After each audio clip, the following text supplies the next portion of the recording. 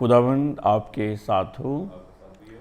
ہمارے لیے آج کی پاک انجیل مقدس مرکز کے مطابق۔ اے خداوند تیری تمجید ہو۔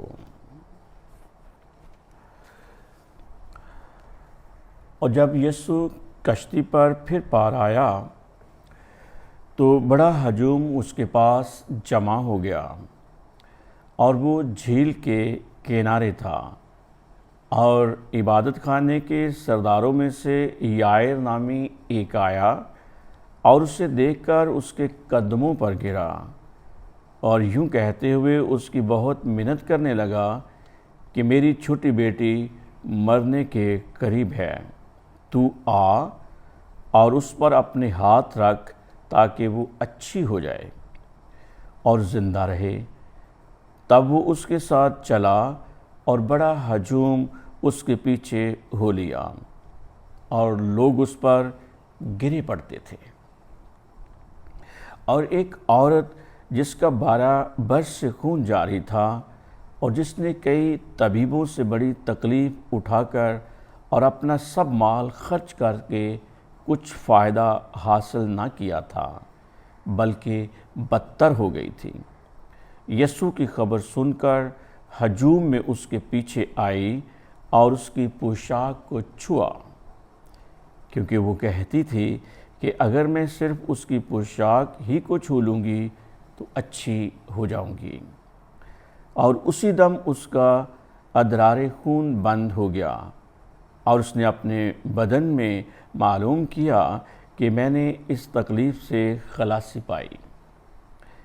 تب یسوع نے فوراً از خود جان کر کہ مجھ سے قوت نکلی، ہجوم کی طرف پھر کر کہا، میرے کپڑوں کو کس نے چھوا؟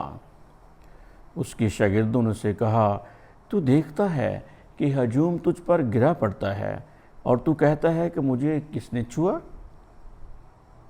تب اس نے نظر دوڑائی تاکہ اسے دیکھے جس نے یہ کام کیا تھا۔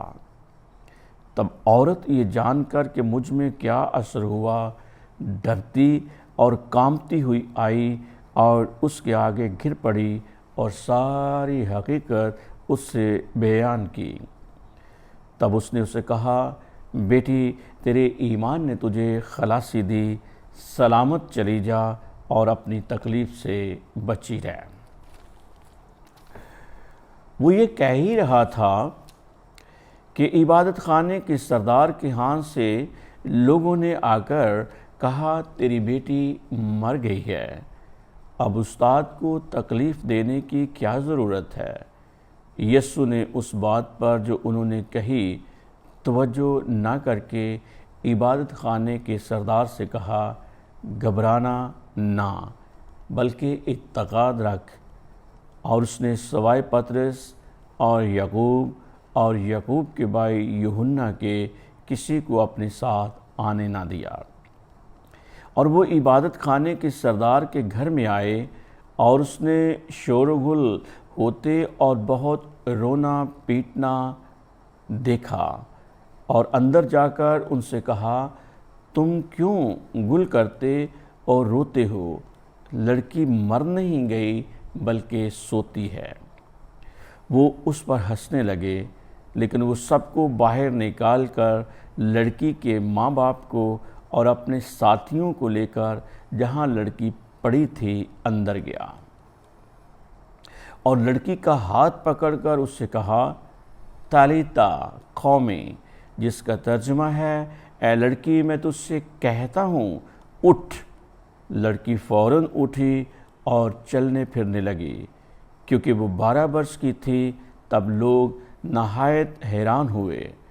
پھر اس نے انہیں بڑی تاکید سے حکم دیا کہ یہ کوئی نہ جانے، اور فرمایا کہ اسے کچھ کھانے کو دیا جائے۔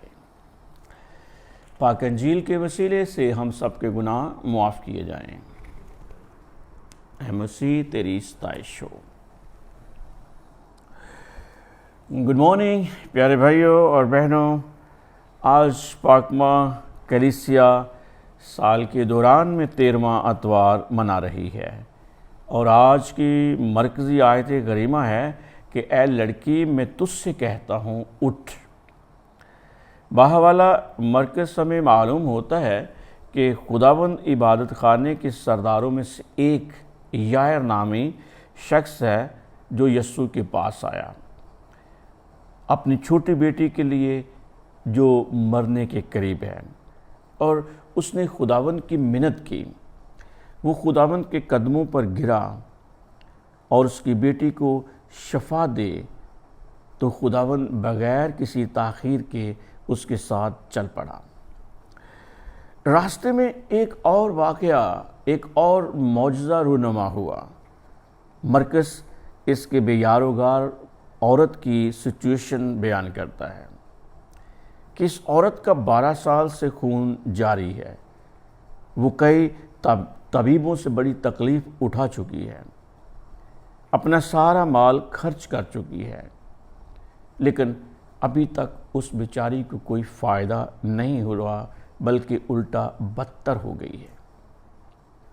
لیکن وہ یسوع کے شفائیہ قدرت اور اختیار پر مکمل ایمان رکھتی ہے اور کہتی ہے کہ اگر میں اس کی پوشاک ہی کو چھو لوں گی تو اچھی ہو جائیں گی۔ واہ، کیا ایمان ہے!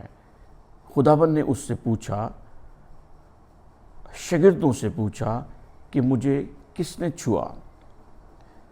جسمانی طور پر چھونے اور ایمان سے چھونے میں بڑا فرق ہے۔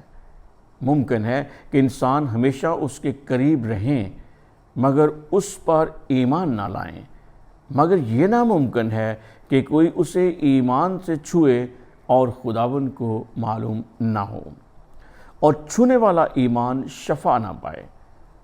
اور وہ عورت ڈرتی اور کانپتی ہوئی سامنے آ گئی اور خداوند کے آگے گر پڑی اور سب لوگوں کے سامنے یسوع کا پہلا اقرار کیا۔ پھر خداوند نے وہ الفاظ کہے کہ جس سے عورت کی روح کو تسلی اور یقین حاصل ہوا۔ مسیح کا اعلانیہ اقرار کرنا بہت بڑی اہمیت ہے۔ اس کے بغیر مسیحی زندگی کی نشو و نما نہیں ہو سکتی۔ جب ہم دلیری کے ساتھ اس کا اقرار کرتے ہیں تو وہ ہماری روح کو ایمان کے پورے یقین کے ساتھ معمور کر دیتا ہے۔ خداوند کے الفاظ نے نہ صرف اس کی جسمانی شفایابی کی تصدیق کر دی بلکہ روح کی نجات کی بڑی برکت کے بارے میں بھی کوئی شک نہ رہا۔ بیٹی، تیرے ایمان نے تجھے خلاصی بخشی، سلامت چلی جا اور اپنی تکلیف سے بچی رہے۔ پیارے بھائیوں اور بہنوں، اسی ثنا میں یہ پیغام آ گیا کہ یائر کی بیٹی مر چکی ہے۔ اب استاد کو تکلیف دینے کی ضرورت باقی نہیں رہی، لیکن خداوند نے بڑی مہربانی سے، بڑی لطافت کے ساتھ یائر کو تسلی دی کہ گھبرانا نہیں ہے، یقین رکھنا ہے، اور اسے یقین دلایا کہ لڑکی مر نہیں گئی بلکہ سوتی ہے۔ اور خداوند نے اس کا ہاتھ پکڑ کر آرامی زبان میں کہا، تالیتا قومی، یعنی اے لڑکی میں تجھے کہتا ہوں اٹھ، اور وہ اٹھ کر چلنے پھرنے لگی۔ یسوع نے انہیں اس معجزے کا چرچا کرنے سے منع کیا۔ وہ لوگوں سے واہ واہ کروانے کا خواہش مند نہ تھا، بلکہ اس نے صلیب تک پہنچنے کا عزم مصمم کر رکھا تھا۔ خداوند نے اس کے پختہ ایمان کی تعریف کی اور کہا، بیٹی تیرے ایمان نے تجھے خلاصی دی، سلامت چلی جا اور اپنی تکلیف سے بچی رہ۔ یہ دونوں معجزات یسوع میں نجات کے بارے میں بولتے ہیں۔